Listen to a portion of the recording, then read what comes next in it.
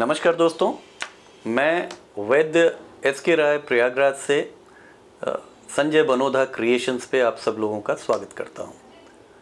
हम लोगों ने अभी 2 सीरीज़ अपनी बनाई थी गर्भ संस्कार पे। आप लोगों को बताया था उसमें कि गर्भ संस्कार है क्या और गर्भ संस्कार की आवश्यकता क्यों पड़ी और किस प्रकार गर्भ संस्कार को हम लोग कर सकते हैं और इस आने वाले समय में इस विश्व में क्यों गर्भ संस्कार की आवश्यकता है। तो वो मैंने बताया था कि किस प्रकार गर्भ रुकने से 2 महीने पहले से लेकर बालक या बच्चा बच्ची जब 1 वर्ष का होता है तब तक जो संस्कार चाहिए, जो निहित हैं, करने चाहिए एक स्वस्थ के स्वास्थ्य की रक्षा के लिए, बच्चे को समाज में अपने को स्टैब्लिश करने के लिए, उसके विषय में हमने चर्चा किया था। लेकिन तीसरा और अंतिम पार्ट जो है मैं आपको बताना चाहूँगा वो ये है कि इस बीच अथर्ववेद के उपवेद आयुर्वेद में वर्णित औषधियों के विषय में या आहार के विषय में कि कौन सा आहार लिया जाए जिससे कि आने वाली पीढ़ी मानसिक, शारीरिक, आध्यात्मिक रूप से स्वस्थ रहे। क्योंकि कहा गया है ना दोस्तों, जिस समाज में नारी और नाली और नाड़ी ये स्वस्थ रहती हैं, ये समाज स्वस्थ रहता है। और इन तीनों का कनेक्शन इस गर्भ संस्कार से है। देखिए, प्रथम मास में जब कललम बनता है, मतलब मोरुला, ब्लास्टुला या जाइगोट बनता है, उस समय आप देखते होंगे कि एस्ट्रोजन, प्रोजेस्टेरोन की मात्रा में डिप्लीशंस और इनकी मात्रा बढ़ती है, वेरिएशंस आते हैं, जिसकी वजह से उल्टी, वॉमिटिंग, मन अच्छा नहीं लगना, खाने का मन नहीं करना, ये अक्सर पहले ट्राइमेस्टर में होता है। तो क्या होता है उसमें? ये होता है कि वजन गिरता है, मन व्याकुल रहता है। तो इस समय हमें ग्लूकोज की मात्रा, ऑक्सीजन की मात्रा अच्छी खासी, जैसे मधु का सेवन, अच्छे विचारों को ध्यान में रखना और ये मान लेना कि ऐसा होता है, मुख शोधित करना, जिसमें पान का रस, पान को, कच्चे पान को, मैं ये नहीं कह रहा हूँ पान खाइएगा, पान हृदय होता है, उसका सेवन मुखशोधक होता है, इसका सेवन प्रारंभ करना चाहिए। अब दूसरा ट्राइमेस्टर जो आता है जिसमें बच्चे का शरीर, बुद्धि, मन सबका विकास प्रारंभ होता है, तो उस समय हमें जो है प्रारंभ कर देना चाहिए कि फलों का सेवन, हमको जिसे मुनक्का हो गया, चावल, राइस, बॉइल्ड राइस का सेवन, खिचड़ी, दालें, पल्सेस, फ्रूट, क्योंकि 14 प्रकार के बताए गए हैं हमारे आहार होते हैं, साग, भाजी, ग्रीन। और उस दौरान ये तो हो गया शारीरिक, क्योंकि इन सब में मैग्नीशियम है, कैल्शियम है, सब कुछ मिले, पोटेशियम है, आपको सब कुछ मिलेगा। लेकिन एक चीज़ और है, इस समय घर में जैसे कहा जाता है ना, संगीत का वादन होना चाहिए, संगीतमय वातावरण होना चाहिए, खुशहाल होना चाहिए और बिल्कुल भी तनाव नहीं होना चाहिए। तो क्या करना चाहिए? क्योंकि स्त्री भी 2 हृदय हो जाती है, 2 हार्ट वाली हो जाती है।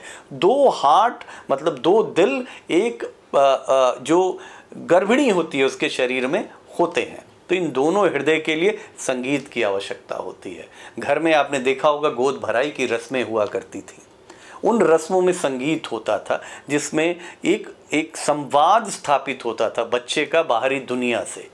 और जब तक ये जेनेटिक इंजीनियरिंग है, पेट के अंदर बच्चे का 80 से 90% ब्रेन डेवलप्ड हो जाता है। जो एक इंजीनियर जैसे मकान बनाता है ना, तो बन जाता है। और ये चीज़ें चाहिए, सीमेंट, बालू, गारा जिसे कहा जाए, ये बच्चों को चाहिए। फल, फ्रूट्स, खुश रहना, फीटल सर्कुलेशन हो जाता है तो एनीमिया ना हो। इस समय अक्सर एनीमिया हो जाता है, आपने देखा होगा, जो डॉक्टर्स इसको सुन रहे हैं, कि इसमें कई बार फिट्स, कन्वल्जन्स भी आते हैं। तो ब्लड प्रेशर्स को भी बहुत केयरफुल देखना चाहिए।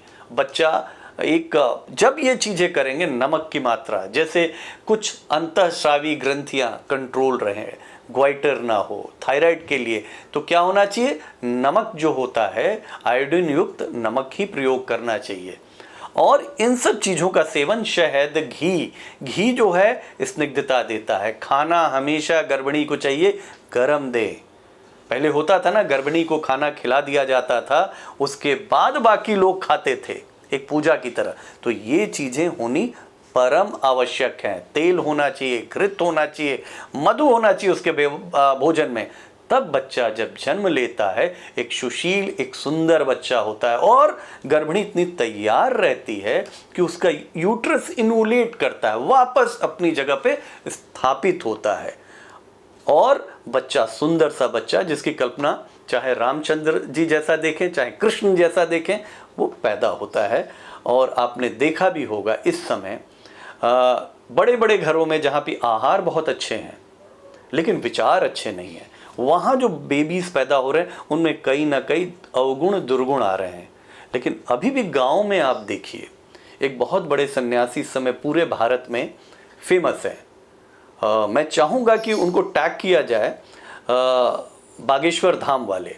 तो वो एक बड़े गरीब घर के हैं, लेकिन अचानक उनकी प्रगति या चेहरे का जो अंदाज देखेंगे, हो सकता है उनका खान पान, उनके मदर फादर का रहन सहन और उस तरीके का व्यवहार बड़ा उस तरीके का रहा हो कि आज जैसे पैदा हुए, और वो अपने बातों को, उम्र बहुत कम है, 24-25 साल उम्र है। तो मेरा कहने का मतलब ये है कि इस फर्स्ट ट्राइमेस्टर, सेकेंड ट्राइमेस्टर और थर्ड ट्राइमेस्टर में किस तरीके से अपने आहार और खान का ध्यान रखें। और आप देखिए, जब बच्चा जब पैदा होता है, उसकी इम्यूनिटी जब अंदर से डिज़ाइन होकर निकलता है इन आहारों के बाद, तो बाहर की दुनिया को बहुत अच्छी तरह देखता है और झेल सकता है मानसिक रूप से, क्योंकि आने वाला समय बहुत ही कॉम्पिटिटिव है। एक अगर भारत में सीट के लिए लड़ना है तो समझिए कि 20-20, 30-30 लड़के लड़ रहे हैं उस सीट को, चाहे पढ़ाई की हो चाहे कोई भी हो। फिर बच्चा जो है, आपको इस देश का, उसके परिवार का निर्माण अच्छा होगा, उसके समाज का अच्छा निर्माण होगा, फिर राष्ट्र मजबूत होगा और विश्व मजबूत होगा। क्योंकि हमारा एक सिद्धांत है ना आयुर्वेद का, सर्वे भवन्तु सुखिनः, सर्वे सन्तु निरामया, सर्वे भद्राणि पश्यन्तु, मा कदाचित् दुख भाग भवेत्। नमस्कार दोस्तों, इसको लाइक करिए और सब्सक्राइब कीजिए।